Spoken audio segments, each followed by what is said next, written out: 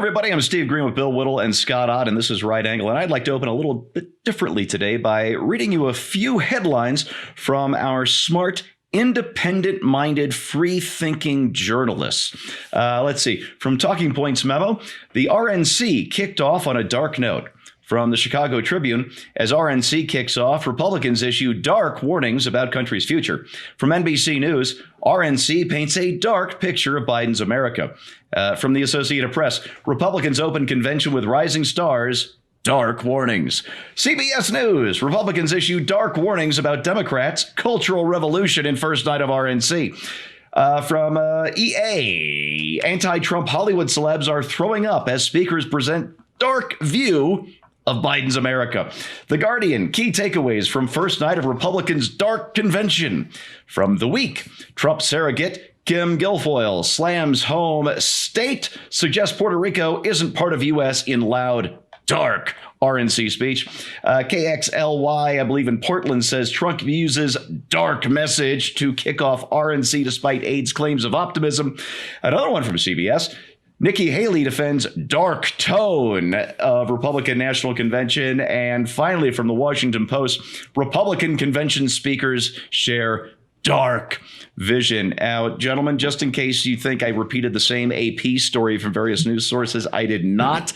I made sure that each one of these headlines represented a completely different story. So it's not that it's like 6 AP things and 6 things from Reuters Center. These are all completely different stories from our free-thinking, independent-minded national news media. Scott, let me start with you first. I know you like to think of journalists as being lazy, but I'm telling you, doesn't it take, or I'm asking you, I guess, doesn't it take a lot of work to come together like this so quickly and then spew the exact same stuff literally within 2 or 3 hours of this event happening? Well, if that's the way it happened, it would take a lot of work, but I don't think that's the way it happened. No, what do you think? It's more like the childhood game we used to play called Whisper Down the Alley, or sometimes it was called Telephone. And it's basically just they're taking their cues from the sources that they follow. So whoever comes out with the first report of something says dark, and everybody says, well, yeah, that sounds about right. So it was dark. What mystifies me about this, Steve, is why journalists and Democrats suddenly associate dark with negative things. You know, it just seems like to imply that there's a color or lack thereof that is connected with negative emotions, gloom, doom, negativity, and bad things shows a certain kind of cultural bias, I think, on their part. And I literally don't. I mean, there may be a Slack group behind the curtain somewhere that we don't see where they're saying, hey, what word do you think we should use to describe the tone of the Republican convention? But more likely than not, some reporter at the New York Times in the press pool that was covering doing the primary coverage said, man, that seemed really dark. And everybody's like, yeah, dark, that sounds good. And they think that they all ingeniously came up with their own headlines and were probably as stunned as we were to discover that every single news outlet in the country used the same word in the headline. Well, Scott, it's interesting you should bring up Slack, because I'm old enough to remember the dark days, if I can use that word still without showing some sort of bias or something, the dark days before Slack, when a very large and influential group of journalists use a listserv, if you remember those, before Slack, called the Journo List. And it was literally where the leading Washington journalists would get together virtually to decide what spin they were going to put on the day's news. And that spin was typically pro-Democrat and anti-Republican. Bill, we don't know that the Journo List is still alive and well, but it sure sounds like it, doesn't it? Yeah, and I'm kind of with Scott on this one. I think probably tomorrow morning we'll read headlines that say darkies meet in secret. No. That's no. That's where the logic follows as far as they're concerned. I think really they're these journalists are just in the darks.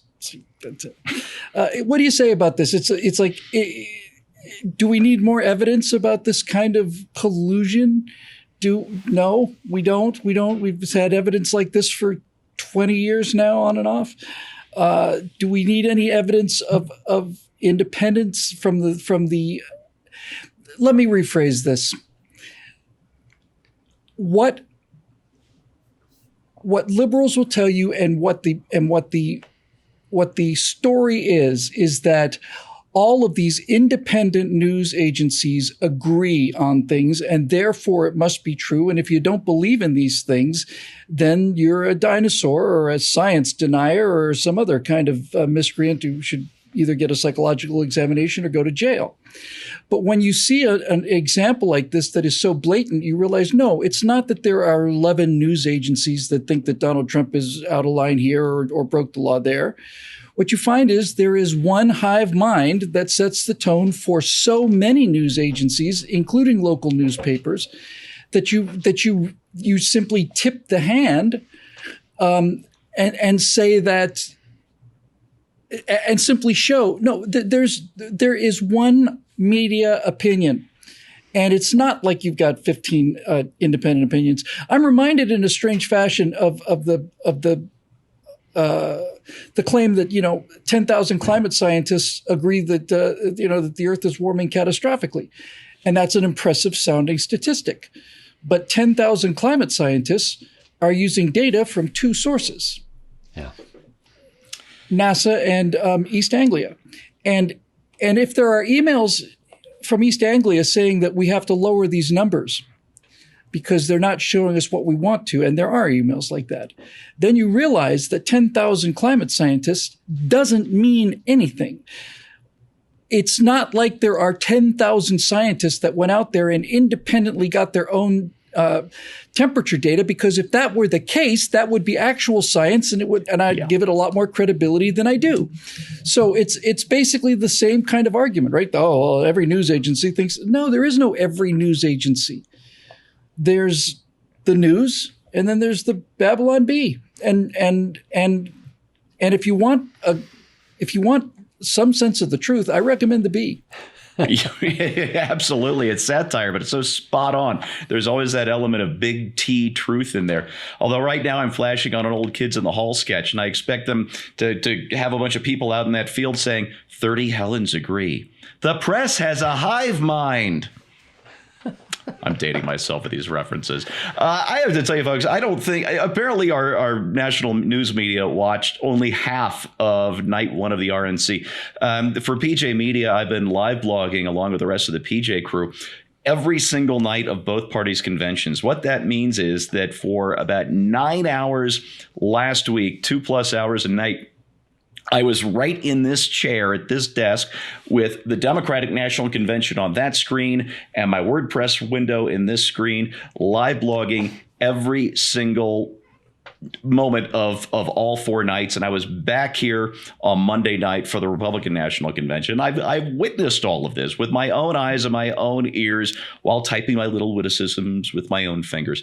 And the Republican National Convention did have dark moments. They were warning that all of the progress we've made over the last 4 years is at risk if Joe Biden, who is basically the sock puppet now of Bernie Sanders and the radical left wing of the Democratic Party, if he wins this election in November. And I'm inclined to agree with that, whether you are or not, that's for you to decide.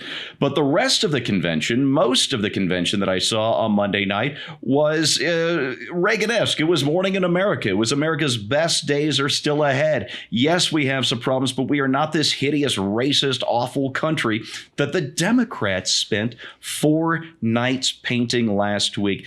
The word that was used by more than one person, including PJ's Brian Preston and another writer at the New York Post, whose name slips my mind at the moment. The word they used to describe the DNC was funereal. It was dark. It was depressing. It was bleak. The spotlight on the first night was Michelle Obama, who told us things could get worse. This was the anti-Reagan Democratic National Convention. And I have to tell you, if you want a dark future, rewatch the DNC. Well, watch the DNC, because apparently nobody else did. And that is your right angle on that, brought to you by the members of BillWhittle.com. Thanks so much for watching. I'd like to remind you that content like this needs sponsors like you. So if you have been just getting away with watching these without paying, please click over to BillWhittle.com. Hit that join now button. We'd love to have you on board. Thanks for watching, and we'll see you next time.